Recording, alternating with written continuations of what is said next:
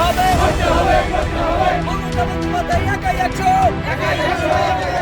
আমরা রাহুল গান্ধীর ন্যায়যাত্রার পক্ষে।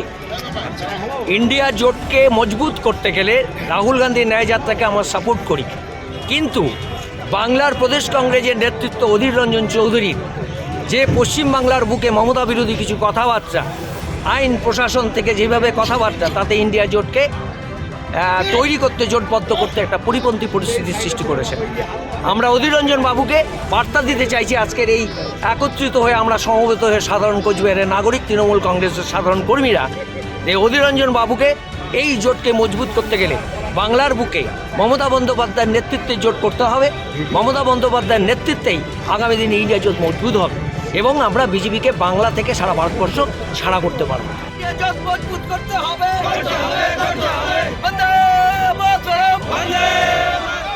রাহুলের যাত্রাপথে কোচবিহার নাগরিক বৃন্দের ব্যানারে বিক্ষোভ দেখালো তৃণমূল কংগ্রেস। বিক্ষোভে তৃণমূলের কোনো পতাকা রাখা হয়নি। এতে বিক্ষোভকারীদের নিশানায় ছিল বাংলার প্রদেশ কংগ্রেস সভাপতি অধীর রঞ্জন চৌধুরী।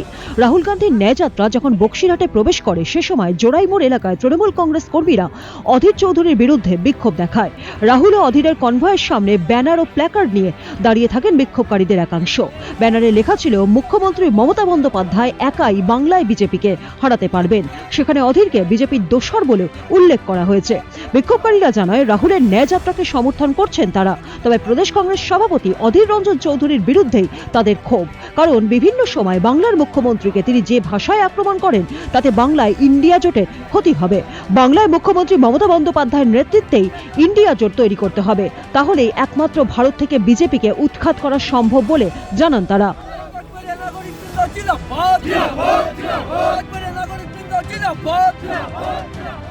অধীর রঞ্জন বাবুর কাছে এই বার্তাটা পৌঁছে দেওয়াই আমাদের মূল উদ্দেশ্য। কিন্তু সেখানে তো রাহুল গান্ধী থাকবে। হ্যাঁ, রাহুল গান্ধী থাকবে। রাহুল গান্ধীর সাথে আমার কথা, আমরা তো বারবার বলছি রাহুল গান্ধীর ন্যায়যাত্রার পক্ষে আমরা।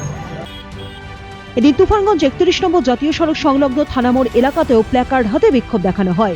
প্রায় 30 জন সদস্য প্রদেশ কংগ্রেস সভাপতি অধীর রঞ্জন চৌধুরীকে উদ্দেশ্য করেই বিক্ষোভ দেখান।